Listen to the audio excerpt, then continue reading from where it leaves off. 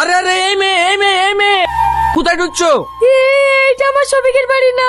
হ্যাঁ, এটা শফিক স্যারের বাড়ি। কি চাই আপনার? শফিক আমার ছোটবেলাকার বন্ধু, ও আমাকে খুব ভালোবাসে, ওর সাথে দেখা করতে এসেছি।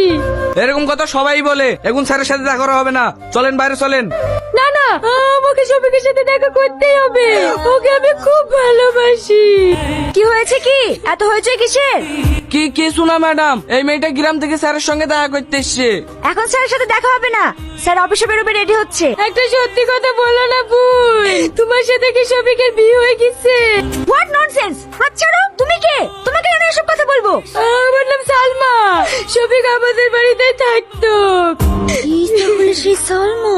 হ্যাঁ হয়ে গেছে। সিকিউরিটি, তুমি গেটে থাকতে সব গিয়েছো, সব ভিতরে ঢুকে কি করে? তাড়াতাড়ি বের করো। ঠিক আছে ম্যাডাম। এই মেয়ে চলো। আমার শফিকের সাথে একবার দেখা করে দাও না। কে এই মেয়েটা?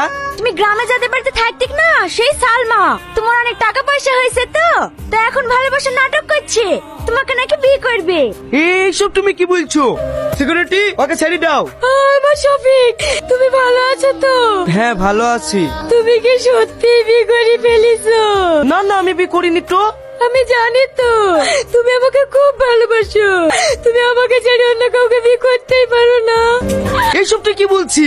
তুই তোমার ভালো বন্ধু ছিলি, তোকে কি কোনদিন বলেছি আমি তোকে ভালোবাসি? হ্যাঁ, তোর আব্বাসের 50,000 টাকা ঢাল দিয়েছিল পড়াশোনার লেগি, সেই টাকাটা তুই পাবি। ম্যানেজার কে ইন্টারেস্ট 1 লক্ষ টাকা দিয়ে দাও। না না, আমি তোমার টাকা নিতে আসিনি। সে তো আমি বুঝতেই পারছি, তোমার এই কটা টাকায় পেট ভরে তুমি পুরো সম্পত্তি দখল করতে এসছো। আচ্ছা, তোমাদের মতো চাষা মেয়েদেরকে মান সম্মান বলে কিছু নাই? একটু টাকা পয়সা হলে লোক দেখলেই বিয়ে করে লেগে লাল পড়ে। ছি, তোমাদের মতো লোভী মেয়েদেরকে দেখলেই আমার ঘৃণা হয়। এই চলো, তোমার আবার অফিসে লেট হয়ে যাচ্ছে। এই মেয়ে, এখান থেকে ওঠো, ঝাড় দাও। আমার জ্ঞান ফেরার পর দেখি এই রেস্টুরেন্টের মালিক আমাকে বাঁচিয়েছে। ওনার কোনো মেয়ে ছিল না তো, তাই আমাকে নিজের মেয়ের মতোই ভালোবাসতো। উনি মারা যাওয়ার আগেই আমার নামে এই রেস্টুরেন্টটা লিখে দিয়ে গিয়েছে। সত্যি দিদি, যারা মন থেকে ভালোবাসে তাদের ভাগ্যে শুধু কষ্টই জোটে। ম্যাডাম, গ্রাম থেকে আপনার মা ফোন করেছে। ঠিক আছে দাও। হ্যালো মা।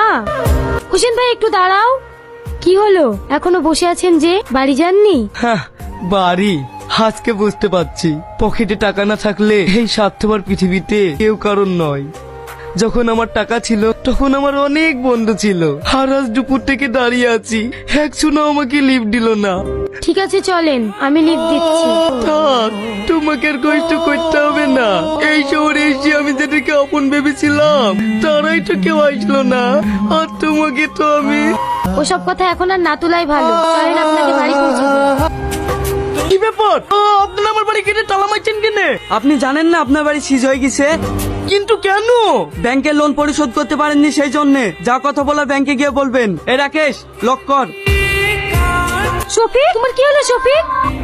অত ভয়ের কিছু নেই, ব্লাড প্রেশার হাই হওয়ার কারণে অজ্ঞান হয়ে গিয়েছিল, ইনজেকশন করে দিয়েছে, আর কিছুক্ষণের মধ্যেই জ্ঞান ফিরে যাবে। জানিস, তোর একটা জিনিস আমি চুরি করে নিয়েছি। কি? তোর ফটো। আমার যখন রাগ হবে তখন তোর এই ফটোটাকে বকবো, আর কষ্ট হলে? তোর এই ফটোটাকেই বকবো, কারণ তোকে তো আর কাছে পাবো না। চোখ বন্ধ কর। কেনে? কর না। না করবো না, সেদিন চোখ বন্ধ করেছিল, হাতে আরশোলা দিয়ে দিয়েছি। আরে না, আজ কি তোর জন্য ভালো গিফট আছে। কত সুন্দর রে, কোথা থেকে নিয়ে আসলি? আমাদের ওই পাড়ায় মেলা হয়েছে না, মেলা থেকে কিনে এসছি। এটা তুই আর এটা আমি।